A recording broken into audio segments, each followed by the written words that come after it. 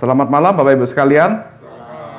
Ya, seperti tadi yang Pak Joy sudah sampaikan, kita akan membahas selama bulan Oktober ini tema reformasi. Dalam PA ini kita akan lebih spesifik membahas tentang John Calvin. Jadi sepanjang PA umum, selama 1 bulan kita akan bahas John Calvin. Dan kalau yang ikut PA wanita dan lansia, kita juga membahas tokoh reformasi, tetapi dalam doa. Jadi ada John Calvin dalam doa, Martin Luther bagaimana berdoa, kemudian Martin Bucer bagaimana berdoa, dan lain sebagainya. Nanti bisa ikut Bapak Ibu. Hari ini kita akan membahas John Calvin, terutama soal kekayaan. Dan tadi terima kasih Pak Joy, introduksi yang sangat baik. Calvin ini orang yang paling mengerti soal kekayaan, dan bagaimana dia menjadi seorang imam, menjadi hamba Tuhan. Bagaimana dia membahas soal kekayaan itu berbeda daripada hamba-hamba Tuhan pada zamannya. Hamba-hamba Tuhan pada zamannya ada yang ekstrim kanan, ada yang ekstrim kiri. Nah, untuk itu kita berdoa terlebih dahulu sebelum kita bahas. Bapa kami yang di surga, kami bersyukur pada malam hari ini Engkau kumpulkan kami di sini untuk mengikuti PA, untuk kami boleh membahas bagaimana Engkau yang telah bangkitkan seorang hamba Tuhan yang begitu setia kepada Engkau, hamba Tuhan yang begitu baik dan penuh tanggung jawab dalam melayani Engkau. Maka biarlah kami boleh belajar dari hamba-Mu John Calvin, bagaimana dia melihat kekayaan, sehingga kami pun juga boleh melihat bagaimana kekayaan adalah tanggung jawab yang daripada Engkau. Biar Engkau yang pimpin setiap kami untuk kami boleh mengerti, dan biarlah Engkau yang pimpin hamba untuk menyampaikan kebenaran firman-Mu. Dalam nama Tuhan Yesus kami berdoa. Amin. Nah, jadi seperti yang tadi saya katakan, konteks pada zaman John Calvin hidup, itu memang konteks reformasi. John Calvin adalah generasi kedua dari reformasi. Yang disebut sebagai generasi kedua, itu artinya generasi pertama itu adalah Martin Luther, tahun 1917. Makanya tahun 2017 kemarin, kita merayakan 500 tahun reformasi. Dalam artian itu berarti tahun 1917, di bulan Oktober, tanggal 3 akhir Oktober, itu Martin Luther menempelkan 95 tesis di gereja Gutenberg, pintu gereja Gutenberg. Itu seperti sebuah mading yang menunjukkan bahwa doktrin-doktrin Kristen itu berbeda dengan apa yang dimengerti oleh Katolik Roma. Harusnya kekristenan itu dengan anugerah Tuhan, harusnya dengan percaya, bertobat kepada Tuhan, bukan dengan ajaran-ajaran tradisi Katolik Roma. Nah, itu sampai 95 tesis, itu tahun 1517. Nah, sedangkan John Calvin ini sudah beberapa puluh tahun setelahnya, maka disebut sebagai generasi kedua. Kurang lebih tahun 1540-an, 1530-an, John Calvin baru mulai membuat karya-karyanya, terutama Institute of Christian Religion. Nah, buku Institute of Christian Religion ini adalah buku yang begitu baik, buku yang begitu bertanggung jawab bagi orang-orang Kristen pada zaman itu. Maksudnya di sini, kekristenan Protestan, setelah mereka kita keluar dari Katolik Roma, itu kan jemaat yang keluar dari Katolik Roma pasti bertanya-tanya, lalu apa bedanya kita dengan Katolik Roma? Bagaimana doktrin kita dibanding dengan Katolik Roma? Ketika perjamuan kudus misalnya, apa bedanya kita dengan Katolik Roma? Dalam ibadah kita harus apa? Dalam doktrin kita, keselamatan itu seperti apa? Nah, itu kan semua harus dibukukan, semua harus dirumuskan. Nah, John Calvin itu menulis buku Institute of Christian Religion. Tujuannya untuk menjadi pedoman, untuk menjadi penuntun bagi orang-orang Kristen. Jadi seperti katekismus bagi orang-orang Protestan, agar mengerti, oh kita ini orang Kristen Protestan berbeda dengan Katolik Roma dalam hal ini. Dalam hal kekayaan misalnya, nanti kita akan bahas juga. Itu berbeda dengan Katolik Roma. Nah, kita lihat contohnya, kalau pada zaman dulu, zamannya Katolik Roma, ada ekstrim kanan dan ekstrim kiri. Orang-orang yang melihat kekayaan itu sangat perlu sekali. Itu kita bisa kasih contoh seperti misalnya, jujur contohnya pada waktu dulu, itu justru orang yang memegang jabatan tertinggi di gereja, Paus. Paus pada zamannya John Calvin, itu begitu suka akan kekayaan, begitu mencari harta. Tujuannya memang, ya kalau kita langsung menuduh dia memperkaya diri, itu agak terlalu ekstrim. Memang dia ada bukti-bukti dia juga memperkaya diri. Tapi tujuannya dia mengumpulkan banyak uang. Dia sampai bikin satu doktrin yang mengajarkan kalau dosamu bisa diampuni kalau kamu memberikan sepeser beberapa uang, masukkan ke kantong itu, kantong persembahan, Kemudian nanti zaman dulu kan uang koin. Kalau ada suara gemerincing di kantong persembahan, maka ada satu nyawa yang keluar dari purgatori menuju ke surga. Nah, itu indulgensia namanya. Satu doktrin yang ngawur sekali. Mana bisa kita membeli keselamatan berdasarkan uang. Nah, sebenarnya kenapa Paus pada waktu itu bikin indulgensia? Mudahnya itu untuk memperkaya gereja Katolik Roma. Yang konteksnya pada zaman itu lagi membangun Saint Peter Dome. Bangun kepausan gereja yang sekarang dipakai oleh Paus itu, Saint Peter Dome. Nah, itu kan butuh banyak uang, banyak sekali uang. Maka dia mengumpulkan kekayaan untuk bangun itu. Nah, di ekstrim yang lain, ada orang-orang yang jadi petapa. Orang-orang yang kita sebut sebagai, ya mereka orang-orang yang bertapa lah. Orang-orang yang mengkhususkan dirinya untuk naik ke atas gunung, kemudian bertapa, dan memang sengaja mencari kemiskinan untuk berdoa. Nah, bagi orang-orang yang seperti ini, mereka menganggap kalau kekayaan itu merupakan halangan untuk masuk ke surga. Nah, beda kan doktrinnya? Kalau yang satu bilang, uang itu bisa membeli keselamatan. Yang lain ini mengatakan kekayaan itu halangan untuk masuk surga. Nah, maka dari itu mereka meninggalkan seluruh harta mereka, kemudian mereka jadi imam, naik ke atas gunung untuk bertapa, masuk monasteri, dan di sana mereka merasa, oh ya, aku sudah meninggalkan kekayaan, maka aku lebih dekat dengan surga. Nah, sekarang pertanyaannya untuk kita semua, jadi sebenarnya bagi orang Kristen, boleh nggak sih kita kaya? Siapa yang bilang boleh? Ya, karena kita sudah belajar John Calvin dari cukup lama, kita pada umumnya menyadari kalau kekayaan itu bukan penghalang kita untuk masuk ke surga. Kekayaan itu bukan satu kutukan dari Tuhan, kekayaan itu bukan satu larangan. Nah, tetapi kita perlu melihat apa kata John Calvin mengenai kekayaan. Jadi, seperti yang tadi saya katakan, di abad pertengahan, orang-orang asketis itu mengatakan kalau ya kekayaan penghalang keselamatan. Sedangkan orang-orang yang tadi, Katolik Roma, Paus mengatakan kekayaan itu justru bisa membeli keselamatan. Di sini kita akan membahas bahwa ternyata John Calvin mengatakan kekayaan itu sebagai berkat Allah yang bersyarat, yakni berkat yang menuntut tanggung jawab sosial. Ini adalah berkat Allah, tetapi bersyarat, yaitu tuntutan akan tanggung jawab sosial. Nah, maksudnya seperti apa kita akan lihat secara lebih mendalam nanti. Kekayaan sebagai bagian dari sistem etika yang menolak ketamakan dan menuntut distribusi kasih dalam kehidupan sosial ekonomi. Ini sebagai apa yang kita akan bahas sepanjang hari ini, sebagai pendahuluan. Kita akan lihat secara lebih mendalam di poin-poin selanjutnya. Bagi Calvin, setiap bentuk upaya memperkaya diri dengan merugikan orang lain, itu harus dianggap sebagai pencurian. Nah, karena itu, nanti kita akan banyak membahas buku dari Institutio yang membahas 10 perintah Allah. Yang sebenarnya, perintah Allah itu, kalau kita baca di Alkitab, cuma mengatakan, jangan mencuri, jangan ingin milik sesamamu.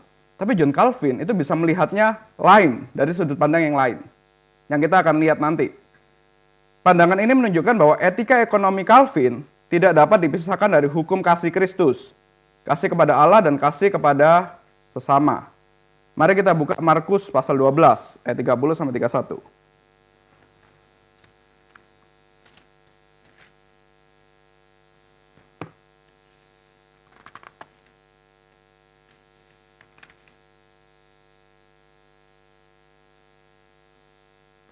Markus pasal yang ke-12 ayat 30 sampai 31.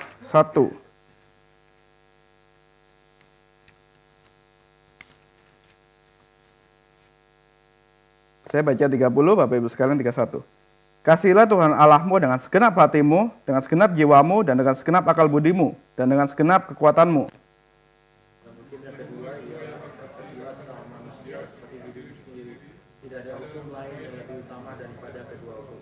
Ya, jadi ini akan menjadi jangkar, akan menjadi satu poros untuk kita membahas kekayaan menurut John Calvin. Ayat Markus 12 ayat 30-31. Nah, karena itu kita akan ada, setidaknya ini ada 4 bab yang kita akan bahas. Yang pertama, kekayaan sebagai amanat Allah. Kemudian kita akan membahas ketamakan sebagai kekerasan struktural.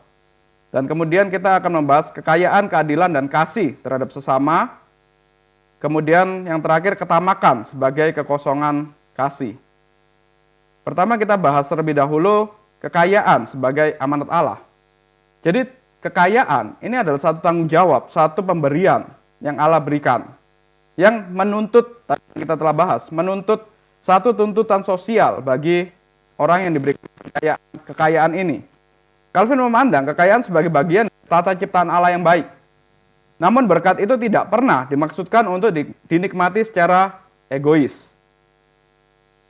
Jadi ini adalah berkat dari Allah, tapi tidak untuk kepentingan pribadi saja. Tidak bisa untuk keegoisan kita saja. Ada tanggung jawab sosial yang Tuhan berikan kepada orang-orang yang diberikan harta yang lebih. Harus selalu ingat ini. Kita harus mengasihi Tuhan dan mengasihi sesama. Tuhan telah memberikan kepada kita tanggung jawab kekayaan, maka kita harus tunjukkan dengan mengasihi sesama. Kurang lebih seperti itu. Nah, dalam buku 2 bab ke-8 subbab 45 sampai 46, chapter 45 46 buku Institutio, ini membahas tentang 10 perintah Allah yang sebenarnya ya ini cuma mengatakan jangan membunuh, kurang lebih seperti itu. Calvin mengatakan jangan membunuh itu berarti secara positif kita harus mengasihi sesama seperti dirinya sendiri. Kalau negatifnya memang membunuh. Tetapi kalau positifnya, apa yang kita lakukan lebih daripada sekedar secara pasif tidak membunuh, ya kita menunjukkan satu tindakan kasih. Karena setiap orang adalah gambar dan rupa Allah, maka kita wajib untuk menunjukkan kasih kepada gambar dan rupa Allah itu. Jadi di sini kita bisa melihat bahwa kepemilikan pribadi, harta, itu tidak bersifat mutlak untuk diri kita sendiri, tetapi tunduk pada kasih dan keadilan. Oh, sorry, ini bukan membunuh, hukum ke-8. Buku 2 bab 8 ini membahas hukumnya ke-8, jangan mencuri. Jangan mencuri. Jadi kalau kita tidak mencuri, berarti secara positif ya kita mengasihi sama kita. Kalau tidak mencuri secara positif adalah memberi. Nah, ini adalah satu tanggung jawab yang Tuhan berikan kepada kita.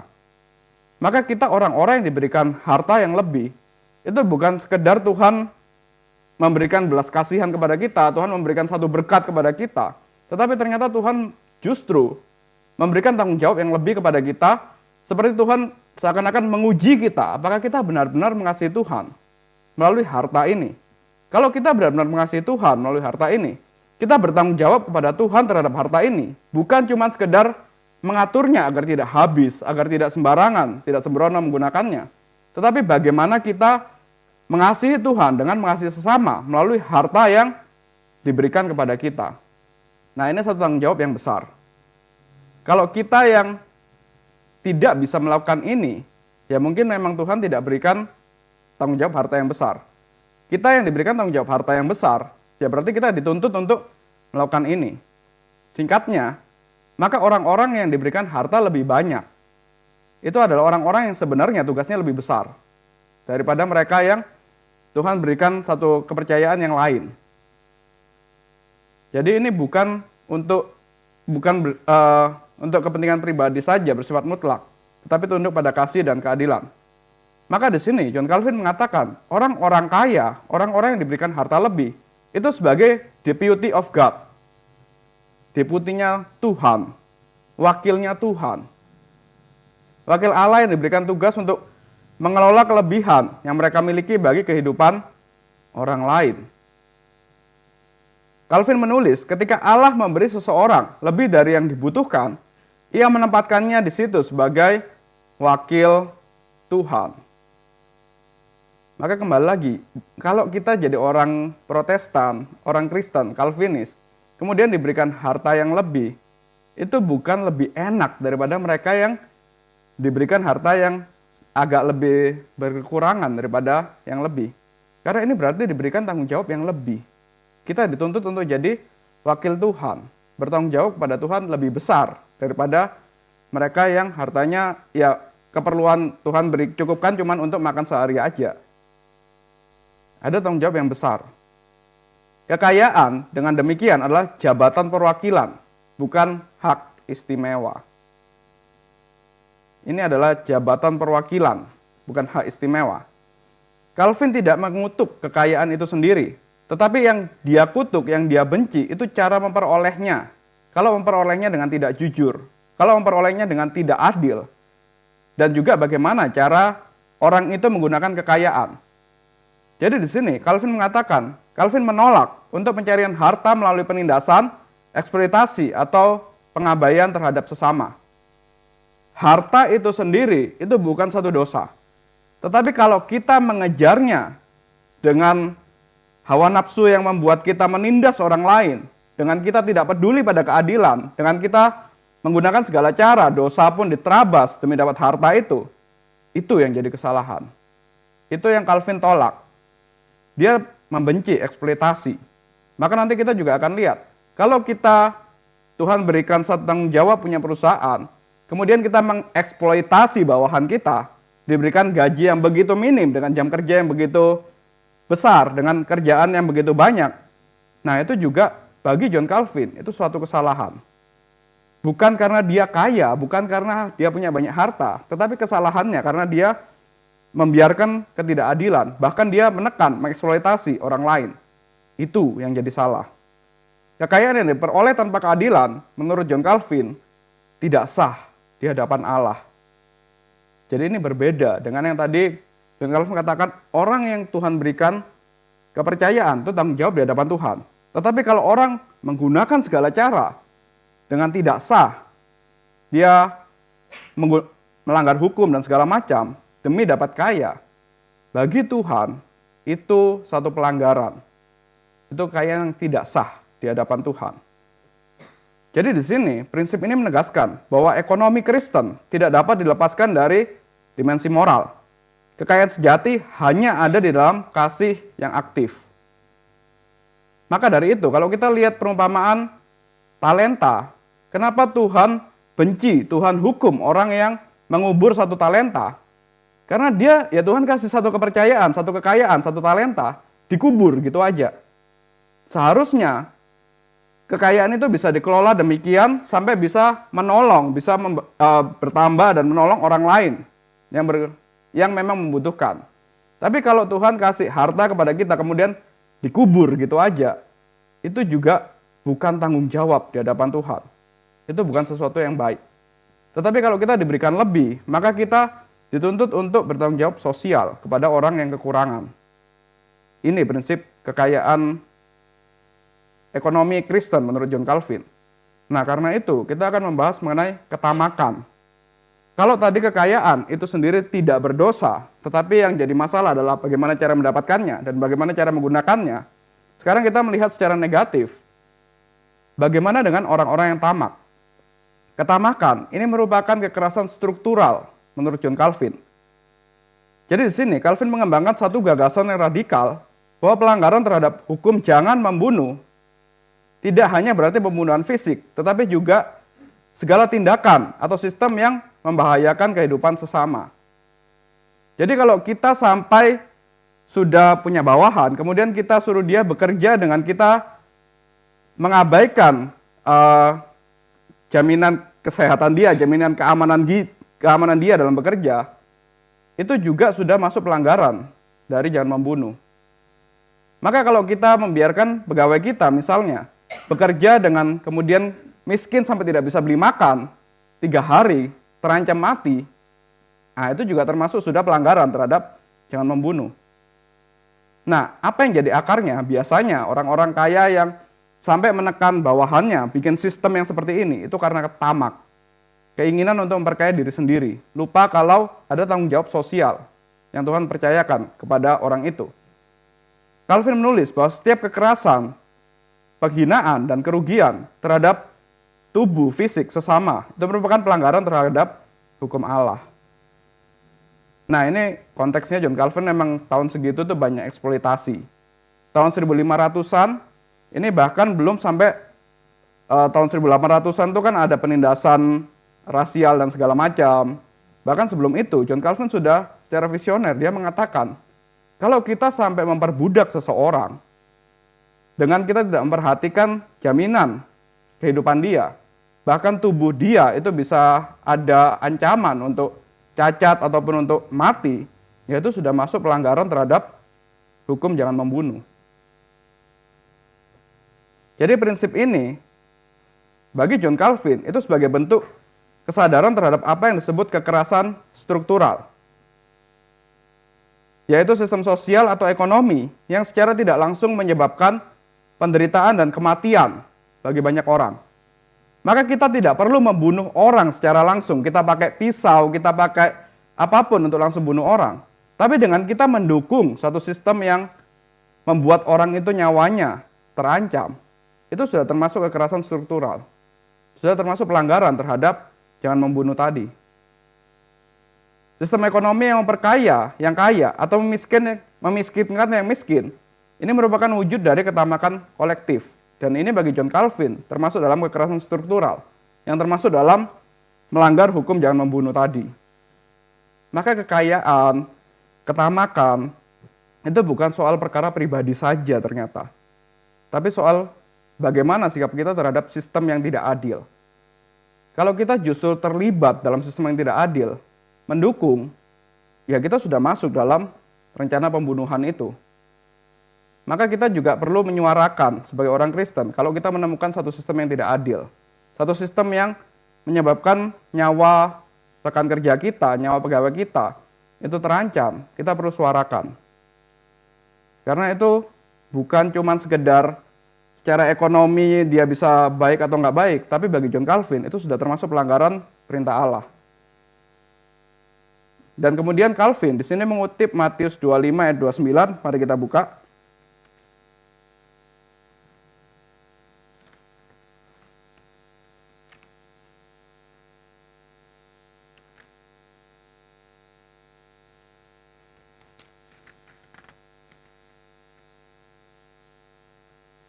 Matius pasal 25 ayat yang ke-29.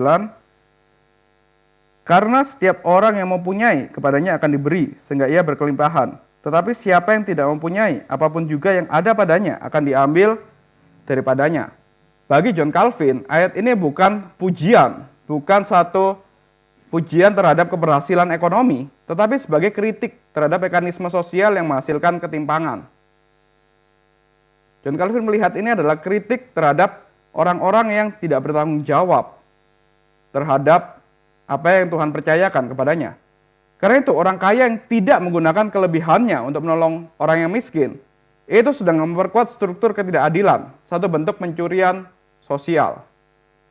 Nah, kembali lagi, jadi menjadi orang kaya menurut John Calvin, jadi orang kaya menurut Alkitab, menurut firman Tuhan, ternyata tidak mudah. Bukan satu hal yang enak begitu saja. Justru tantangannya, tanggung jawabnya lebih besar.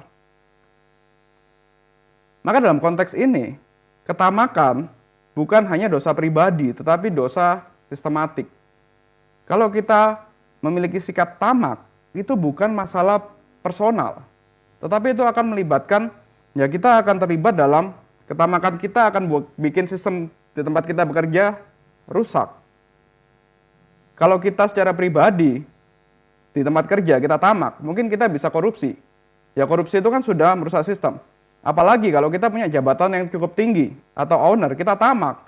Kita bisa menekan gaji, menekan upah, menekan dari jam kerja pegawai kita.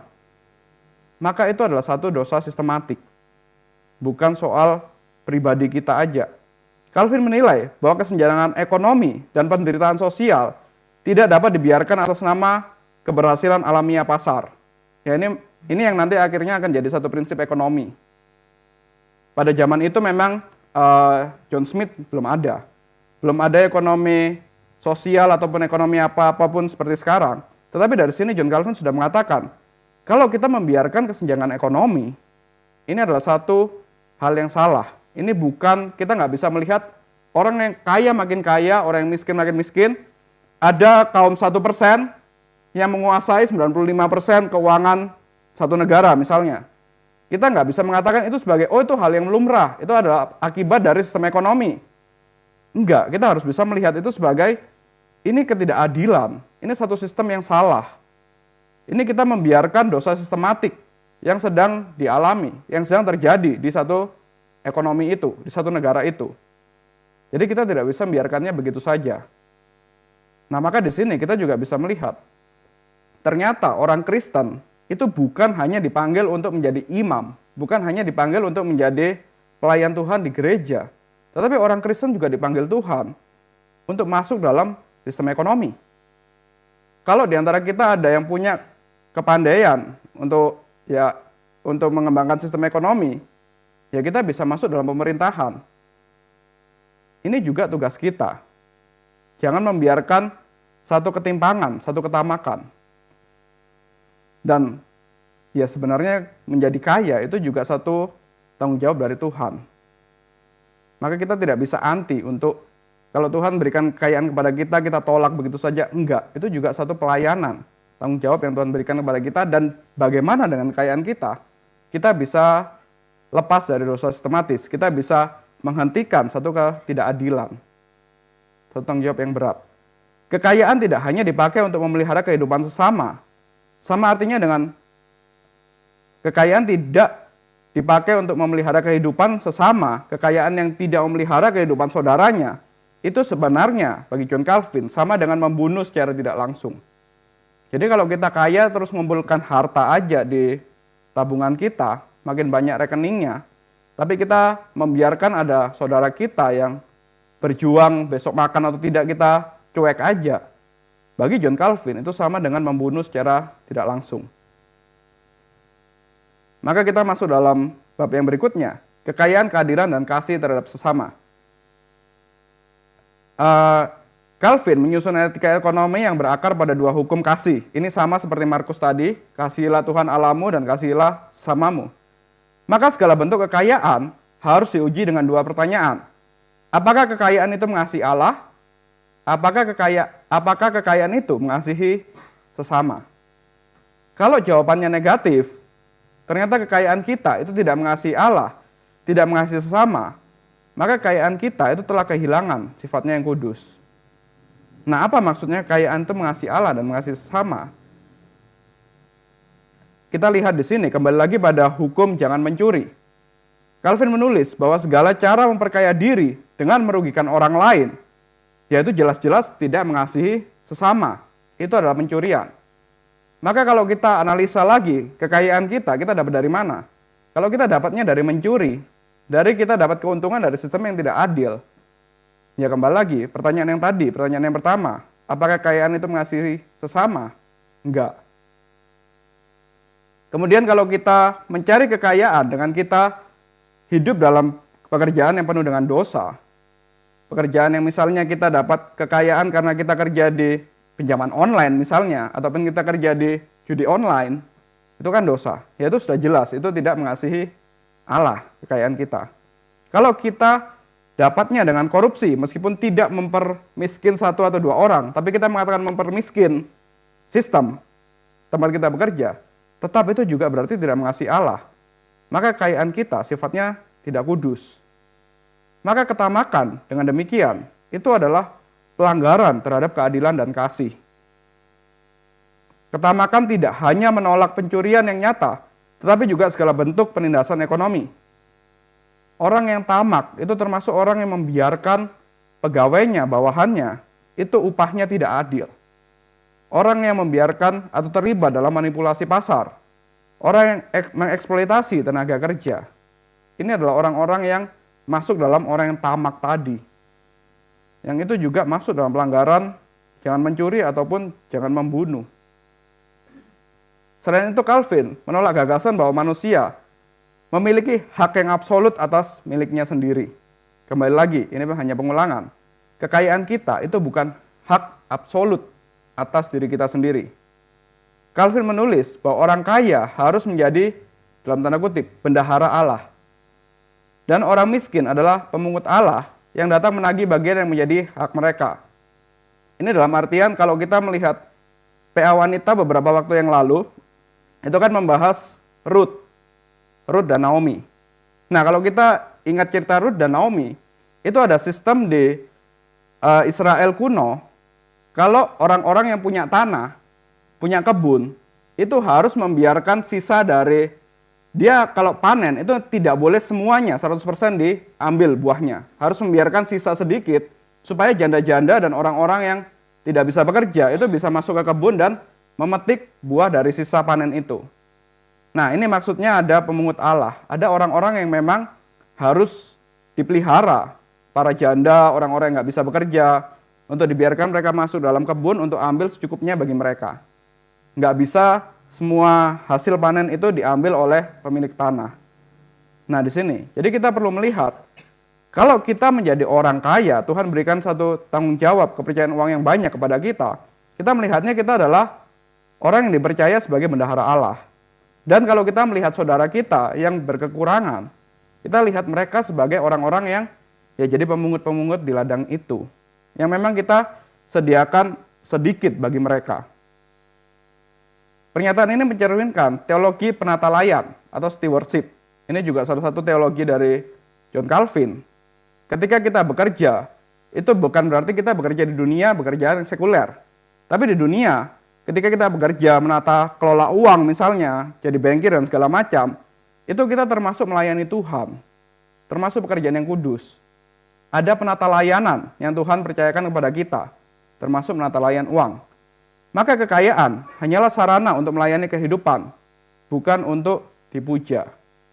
Kembali lagi prinsipnya, kekayaan dari Tuhan, tanggung jawab dari Tuhan, kita diberi tanggung jawab untuk mengatur menjadi sedemikian rupa, untuk menjalankan keadilan, untuk menjalankan satu kasih bagi sesama. Maka ini adalah sarana untuk melayani kehidupan. Tuhan berikan kita uang, Tuhan berikan kita kekayaan, Tuhan memberikan kita sarana, sehingga kita bisa melayani kehidupan orang lain. Maka kekayaan bukan sesuatu yang dipuja, bukan sesuatu yang diagung-agungkan. Nah, karena itu kita masuk dalam poin yang selanjutnya. Sekarang kita kembali membahas soal ketamakan. Apa yang membuat orang menjadi tamak? Ketika kita melihat penafsiran 10 hukum dari John Calvin di buku Institutio, hukum yang terakhir, jangan mengingini, itu Calvin menghubungkan ketamakan dengan kondisi hati. Ia menulis bahwa Tuhan menghendaki seluruh jiwa manusia dikuasai oleh kasih, sehingga tidak ada ruang bagi keinginan yang bertentangan dengan kasih itu. Intinya, apa yang bikin kita tamak? Karena kita tidak punya kasih. Kasih kepada Tuhan dan kasih kepada sesama. Kalau hati kita terarah tanpa kasih, kemana hati kita akan terarah? Tentu saja akan terarah ke memperkaya diri sendiri, mengasihi diri sendiri, tamak. Tapi kalau hati kita dipimpin oleh kasih, mengasihi Tuhan dan mengasihi sesama, kita akan terhindar dari sikap tamak ini. Ketamakan adalah kekosongan kasih. Ketamakan muncul ketika manusia berhenti memandang sesama sebagai gambar Allah dan mulai memandangnya sebagai sarana keuntungan, sebagai objek saja. Disitulah kita mulai tamak. Tidak ada yang hidup lebih tidak teratur daripada orang yang hidup hanya untuk dirinya sendiri dan memikirkan keuntungannya sendiri. Maka di sini John Calvin juga mengkaitkan tentang keteraturan hidup kita dengan ketamakan. Kita yang tamak, hidupnya akan menjadi tidak teratur. Tetapi kalau kita punya kasih kepada Tuhan, kasih kepada sesama, kita akan memiliki kehidupan yang lebih teratur. Sederhananya lah, contoh yang paling mudah. Orang yang tamak, yang fokusnya hanya memperkaya diri sendiri, yang cari uang aja setiap hari, workaholic. Gampang kan kita lihat hidupnya, benar-benar tidak teratur. Mungkin sehari bisa nggak tidur, sehari tidur sejam, 2 jam, kemudian bekerja lagi, 7 hari, 365 hari setahun, nggak ada berhentinya, kerja. Bagaimana kita lihat kehidupan dia? Itu kan kehidupan yang sebenarnya, kehidupan tidak teratur. Tapi kalau kita lepas dari sikap tamak, kita tahu ada aspek lain dalam kehidupan kita. Mengasihi sesama, mengasihi Tuhan. Ya kita ada waktunya untuk sabat, ada waktunya untuk beristirahat, kita tidak bekerja, kita tutup toko kita, usaha kita, kemudian kita beribadah. Lebih teratur hidupnya. Kemudian kalau kita sudah mengatakan, oh ya apa yang Tuhan berikan kepada saya cukup, bisa untuk mengasihi Tuhan, bisa untuk mengasihi sesama. Waktunya kita tidur, kita bisa tidur dengan nyenyak. Kita bisa tidur tanpa memikirkan memperkaya diri lagi, tanpa memikirkan saldo rekening lagi. Karena kita tahu, oh Tuhan sudah cukupkan. Tuhan sudah mengasihiku, Aku bisa mengasihi Tuhan, bisa mengasihi sesama dengan harta yang Tuhan percayakan, ya sudah, aku bisa tidur nyenyak. Tapi kalau orang yang tamak bagaimana? Rata-rata mungkin tidak bisa tidur nyenyak, karena ya terus mikir saldo rekening aja.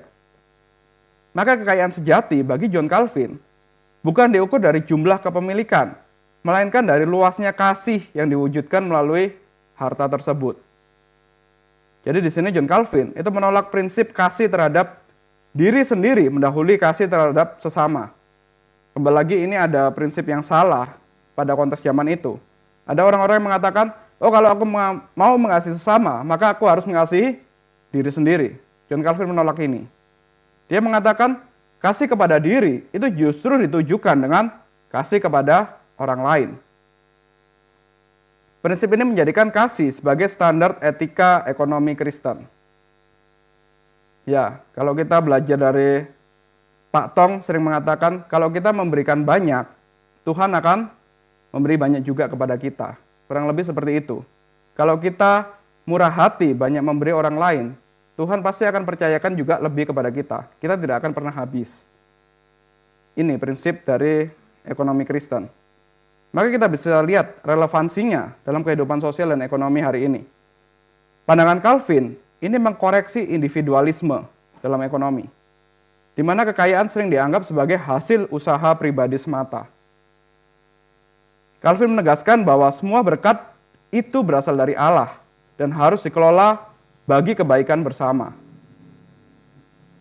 Kalau kita bisa diberikan kekayaan yang lebih daripada yang lain, seringkali kita lupa kalau ini adalah berkat Tuhan, ini adalah tanggung jawab dari Tuhan. Kadang kita merasa, oh ini kerja keras saya. Ya memang kita kerja keras. Tapi yang membuat kita bisa kerja keras, yang membuat kita bisa dapat harta yang berkelimpahan, itu sumbernya tetap dari Tuhan. Dan itu ada tujuan lain, selain kita bertanggung jawab mengaturnya menjadi baik. Tetapi juga kita harus ingat ada kebaikan bersama. Ada kepentingan yang lebih besar yang Tuhan percayakan kepada kita, akan kekayaan kita.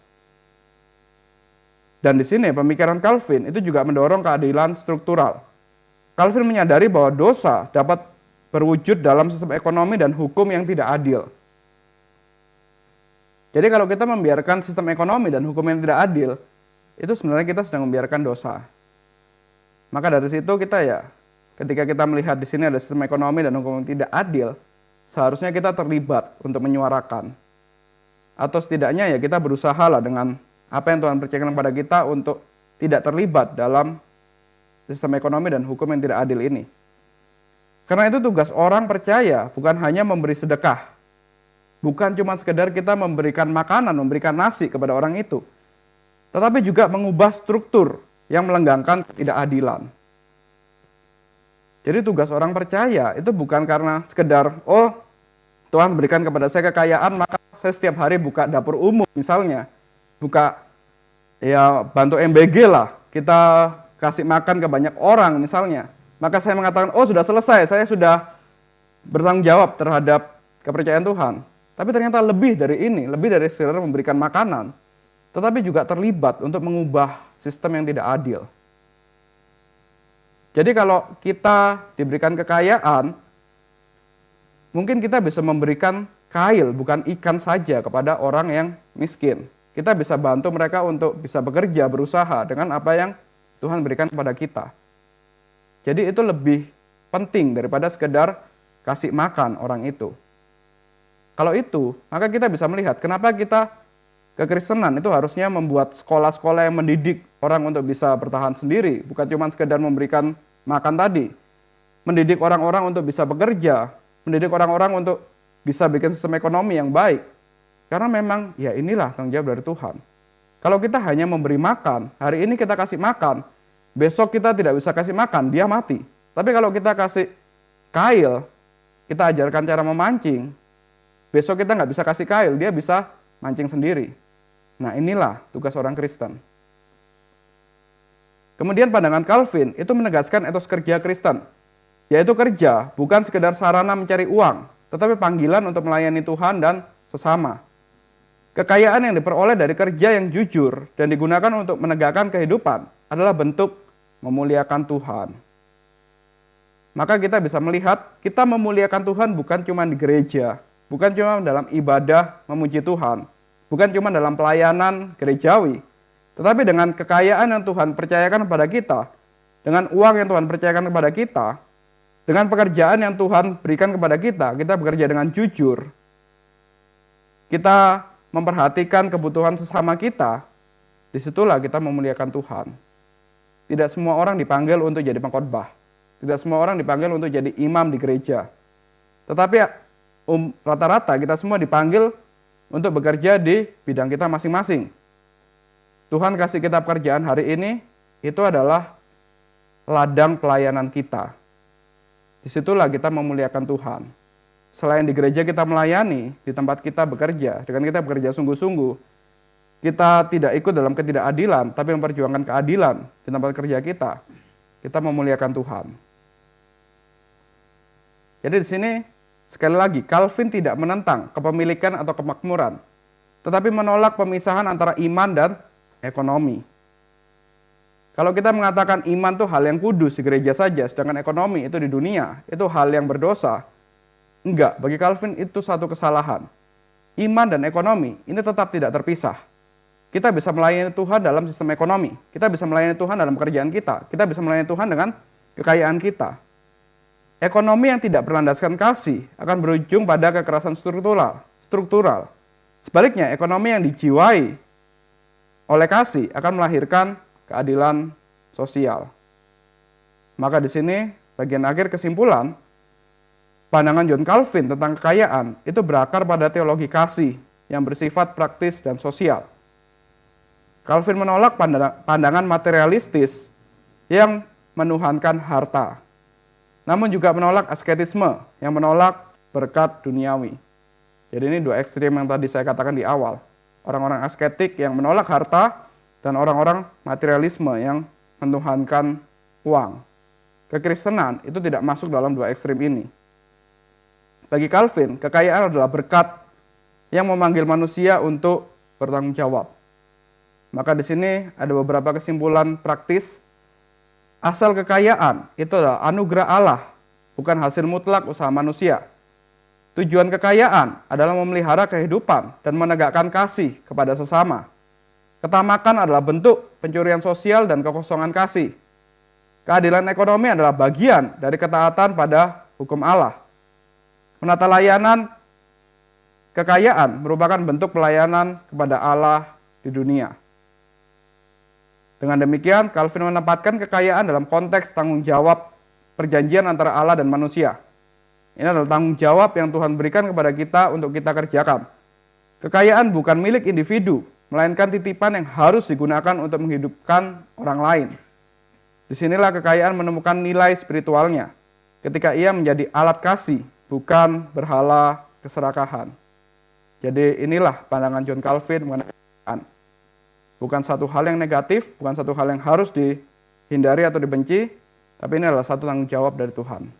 Mari kita berdoa.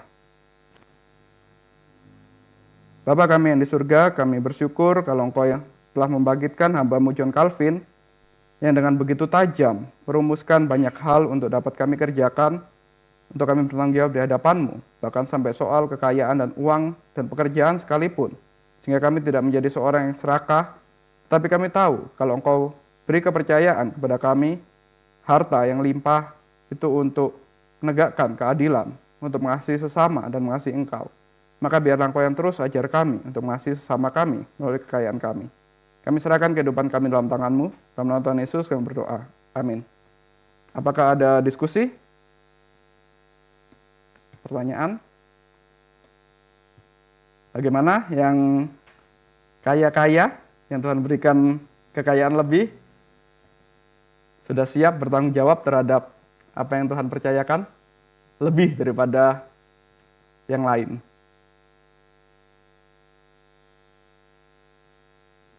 Pak Joy. Ya, saya mau tanya,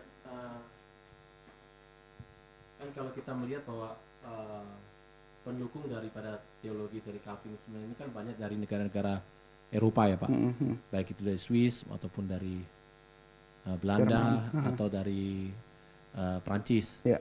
Nah pertanyaannya, ketika mereka menerapkan teori Calvinisme dalam hidup mereka, tapi pada kenyataannya mereka di tahun 1700-an, 1800-an mereka menjajah Oh iya.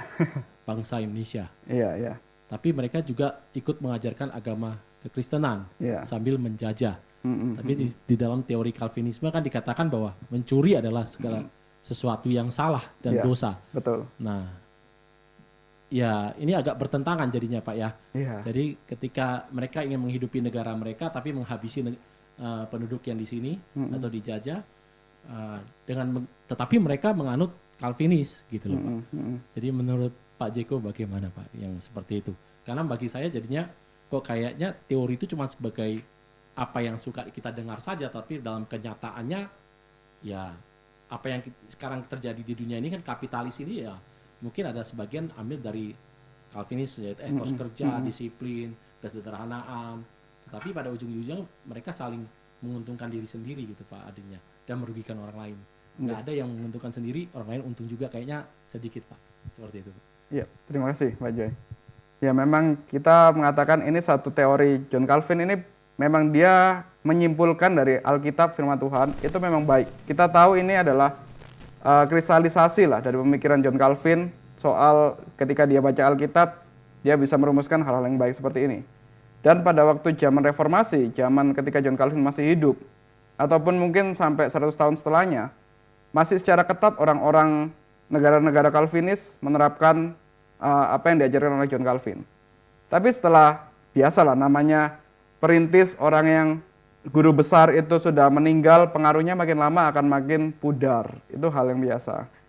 Jadi memang setelah gereja-gereja Calvinis sampai hari ini pun juga ada yang masih ketat dengan ajaran-ajaran Calvin.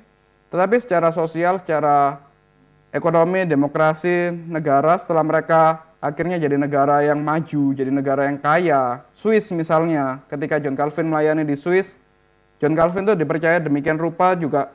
Bahkan sampai urusan gereja ada orang yang doktrinnya salah, John Calvin itu bisa minta ke tangan negara untuk menghukum orang yang doktrinnya salah. Jadi pengaruhnya John Calvin begitu besar di negara Swiss pada waktu itu, di Geneva. Nah akhirnya itu bikin ekonominya maju sekali ekonomi Swiss. Sampai hari ini pun kita tahu Swiss itu terkenal sebagai penghasil jam tangan terbaik. Sampai hari ini kita juga tahu ekonomi Swiss baik lah. Nah tetapi setelah mereka sudah maju, setelah mereka sudah secara ekonomi baik, mulai lupa prinsip dasarnya, mengasihi Tuhan, mengasihi sesama. Jadi mereka sudah mulai, oh ya sudah kita sudah maju, negara kita orang-orangnya sudah pada kaya semua, ya udah kita tinggalkan Tuhan aja. Kita cari lagi kekayaan yang lebih, ada yang seperti itu. VOC misalnya, bukan Belanda ya, VOC, berbeda. Kalau Belanda, dia masih berusaha lah, sebagai negara Belanda itu masih berusaha untuk tidak membiarkan ketidakadilan. Makanya di tahun 1900 seorang yang bernama Abraham Kuyper, seorang Perdana Menteri Belanda, itu juga dia hamba Tuhan jadi Perdana Menteri Belanda. Dia bikin kebijakan yang cukup menyejahterakan bangsa Indonesia. Politik balas budi ya kalau nggak salah namanya.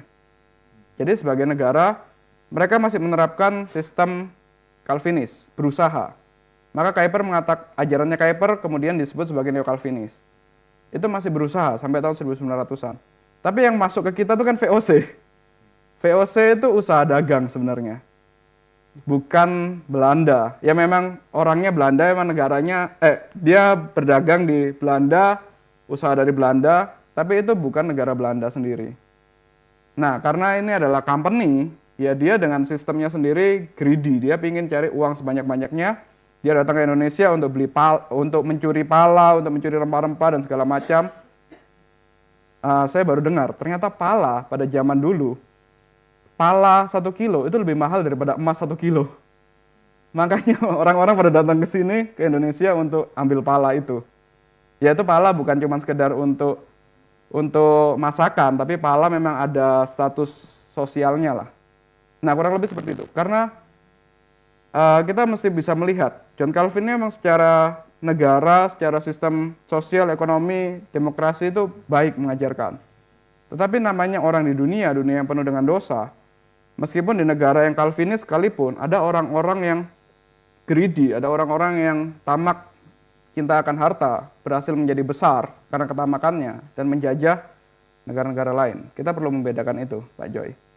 Jadi kalau kita lihat di Perancis misalnya ataupun dimanapun, tokohnya itu sebenarnya bagaimana pemikirannya.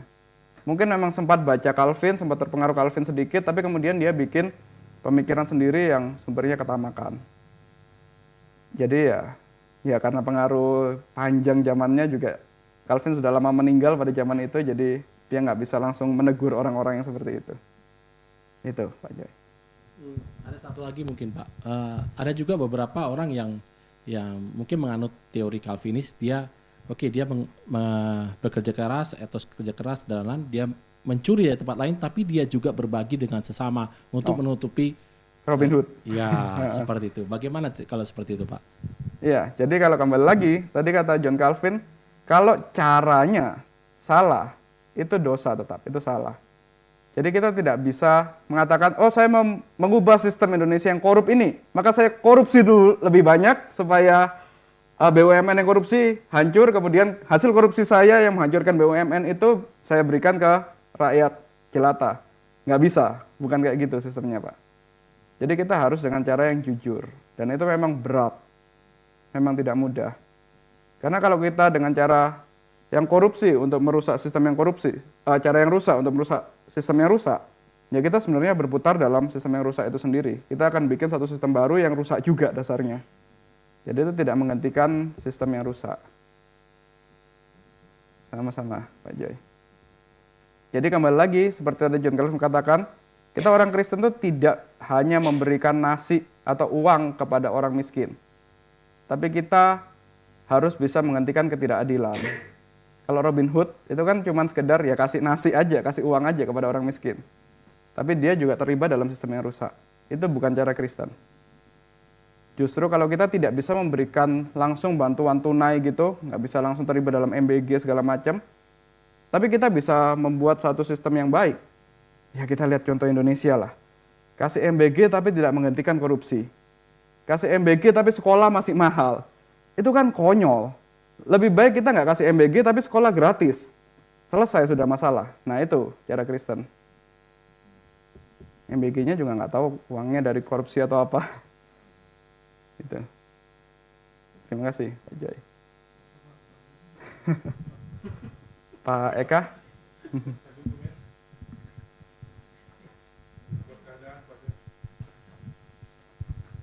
Oke, malam Pak. Ya, Terkait etos kerja ini Pak ya. Mm-mm. Bagi kita yang bekerja di perusahaan nasional, swasta gitu ya, swasta, mungkin ada kebijakan yang mungkin sedikit melanggar hukum atau aturan, dan kita bekerja di situ. Bagaimana sikap kita sebagai Kristen ini? Aduh, secara hati nurani ini nggak bagus sebenarnya, tapi mau nggak mau ya kan membela yang bayar, bukan bela yang benar kita Pak. Iya. Terima kasih Pak. Iya, terima kasih Pak Eka. Iya, memang seharusnya kalau sesuai dengan Alkitab, apa yang firman Tuhan katakan, kita tidak boleh terlibat di sana. Kita harus dengan tegas mengatakan, ya nggak bisa. Kalau melanggar hukum ya sebisa mungkin, apalagi kita yang mungkin punya jabatan yang cukup tinggi, kita bisa berusaha untuk nggak langsung mungkin ya, berusaha untuk apa yang hitam itu kita abu-abukan dulu, kemudian lama-lama kita jadikan putih. Memang panjang Pak. Kalau kita langsung merubah gitu dari hitam jadi putih, kita yang berhenti, kita yang dipecat kan.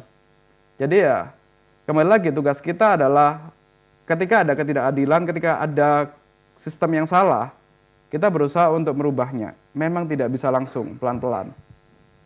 Cuman ya itulah kekristenan. Ketika Tuhan Yesus datang ke dunia, dunia yang penuh dengan dosa kan nggak langsung sebalik tangan langsung berubah semua putih, nggak berdosa kan. Tapi Tuhan pakai kita, Tuhan pakai gereja orang Kristen sedikit demi sedikit untuk mengubah dunia yang penuh dengan dosa jadi ada gereja, ada cahayanya, ada putihnya sedikit, sampai lama-lama nanti penggenapannya terjadi. Nah kalau Pak Eka atau kita semua ditempatkan satu tempat kerja yang hitam, tugas kita tidak dalam 1 hari atau 1 tahun mungkin untuk mengubahnya langsung jadi putih, tapi dengan keberadaan kita setidaknya ada putihnya sedikit, nanti ada orang yang terpengaruh, ada lama-lama sistem itu bisa semakin putih Pak. Itu Pak Eka. Nah jangan sampai, jangan sampai itu. Jadi gitu Pak Eka, Saya tidak bisa menyarankan untuk langsung nggak ikut, nggak mau. Ya, dulu saya pernah kerja di kontraktor. Tahu lah kalau mau serah terima dari kontraktor ke developer itu harus kasih amplop ke pengawasnya. Kalau saya langsung mengatakan enggak, jangan, enggak serah terima, itu memang sudah jadi sistem yang udah sistematis harus kasih. Ya udah, berarti mesti ngerubah gimana caranya supaya hari ini terpaksa kasih, tapi besok gimana caranya supaya nggak ngasih, kayak gitu. Jadi nggak harus kita bisa menjaga iman kita, bisa menjaga agar kita tetap berintegritas, tapi ada strateginya. Gitu, Pak Eka. Apakah ada lagi yang lain? Jasrin? Pak Jeko tadi sempat kasih tahu kalau Calvin itu terlahir sebagai seorang pewaris dari orang kaya gitu. Apakah John Calvin pernah mengalami momen dia itu nggak melakukan hal-hal baik yang tadi Pak Jeko bilang, kayak misalnya melandaskan harta miliknya kepada keadilan dan juga kasih? Apakah pernah John Calvin melakukan hal yang bertolak belakang dari itu? Dan kalaupun nggak pernah, bagaimana kiat-kiat yang dilakukan oleh John Calvin? Ya, terima kasih Jasrin. Kalau tanya pernah atau tidak pernah, saya tidak pernah hidup di zamannya John Calvin. Jadi setiap hari 24 jam kali 7 saya tidak tahu dia pernah nggak tidak melakukan keadilan ataupun adil. Tapi yang jelas satu hal, selain Calvin melahirkan menciptakan menulis buku Institutio yang jadi standar kekristenan Protestan, dia juga membangun satu kampus. Dia bangun satu institut, satu kampus lah, kampus kita sebutnya sekarang apa namanya?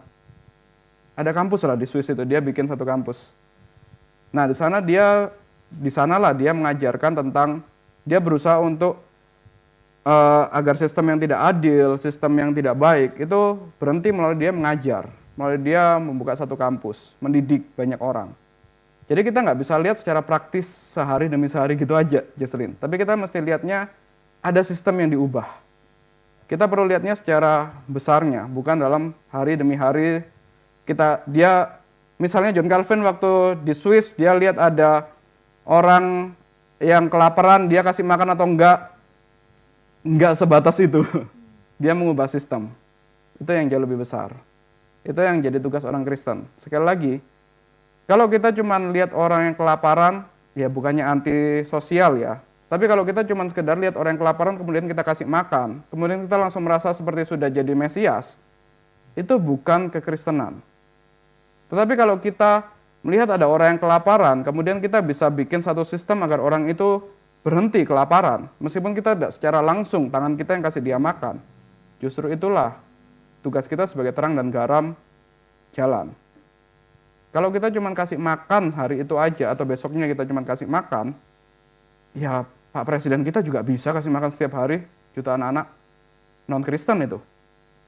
Ataupun orang-orang agama sosial yang lain juga bisa melakukan itu. Tapi tidak terpikirkan untuk mengubah sistem. Nah itulah, kekristenan itu mengubah sistem yang berdosa, dunia yang berdosa, jadi kerajaan Allah. Gitu, Yaslin. Oke, terima kasih. Apakah ada lagi? Pak Wiro. Terima kasih. Kita bersyukur sih kalau di gereja kita lah, di GRI tidak ada korupsi. Ya. Nah, saya mau tanya gini, bagaimana sikap kita menyikapi ini kalau misalnya kita ada kelebihan, ada kekayaan, kita menyumbang untuk pembangunan gereja misalnya. Oh ya. Kemudian uang pembangunan dikorupsi. Nah, kita lihat di berita-berita pasti ada itu. Atau misalnya gini, kita sebagai seorang pimpinan, kemudian ada karyawan kita atau orang yang bekerja kita pinjam uang, karena alasannya kekurangan lah dan butuh makan, uangnya dipakai judi online, habis, pinjam lagi. Nah, walaupun memang salah satu jawabannya itu karena dosa pribadi orang itu ya, tapi kita kan kesal juga ya. Nah, gimana kira-kira, Pak? Makasih. Terima kasih Pak Wiro. Jadi sebenarnya kalau kita dengan, kalau contoh yang pembangunan, bentar dulu, yang kedua dulu lebih gampang. Kalau kita dengan meminjamkan orang itu, kemudian orang itu pakai judi online, kita tahu itu, kemudian kita ulangin lagi meminjamkan ke dia, untuk dia akhirnya pakai judi online lagi. Berarti kita secara tidak langsung mendukung dosanya dia dong. Nah itu salah. Jadi kita mesti, daripada kita meminjamkan lagi uang kepada dia atau memberikan kepada dia, tugas kita yang lebih penting adalah mendidik dia untuk berhenti dari judi online itu. Jadi lebih baik dia belajar untuk, mungkin karena kita tidak memberikan pinjaman, dia kelaparan 3 hari, 4 hari, 5 hari, sampai sekarat. Itu lebih baik, sampai dia ada rasa trauma untuk, oh ya udahlah, memang judi online bikin saya tidak bisa makan. Nah itu akhirnya dia berhenti untuk judi online. Baru kita bantu dia dengan kasih kerjaan, kasih kail tadi, itu jauh lebih baik. Daripada kita cuma sekedar bantu, tanpa sadar kita mendukung dosa dia. Itu. Yang pertama tadi juga mirip seperti itu. Kalau kita tahu, ya kita juga dalam konteks pembangunan, waktu kita memberikan persembahan untuk pembangunan, ternyata ada orang yang korupsi, dan kita tahu itu, ada bijaksana dari kita juga. Kalau kita mau berhenti untuk tidak memberikan sumbangan sampai orang itu dihukum, diadili, mungkin secara hukum, bahkan dipenjara, itu juga baik, Pak. Jadi kita juga mesti lihat, jangan mentang-mentang karena kita orang Kristen, karena Calvin ajarkan untuk bersosial dan segala macam, maka kita buta aja kasih bantuan-bantuan terus, padahal tahu ada orang yang korupsi. Itu berarti kita juga mendukung orang itu berdosa, mendukung orang itu korupsi. Lebih baik kita hentikan dulu sumbangan kita sampai orang itu benar-benar dihukum, diadili. Dan kalau kita, misalnya kita sendiri pribadi yang tahu, ya kita juga mesti ngomong ke gereja, ke pengurus atau ke hamba Tuhan agar ini jadi satu hal yang diketahui oleh gereja. Itu Pak Wiro. Sama-sama. Ya, terkait dengan konteks pembangunan gereja juga, ya kita yang sudah mendengar, kekayaan itu adalah tanggung jawab yang Tuhan percayakan pada kita. Kali ini kita diberikan satu kesempatan untuk ya mengembalikan kepada Tuhan melalui pembangunan. Jadi silahkan bagi Bapak Ibu sekalian yang ada kelebihan, bukan ada kelebihan aja, yang memang Tuhan sudah percayakan harta untuk mengembalikan dalam pembangunan kita untuk gereja. Apakah ada lagi diskusi pertanyaan? Kalau tidak ada, saya kembalikan ke Pak Joy.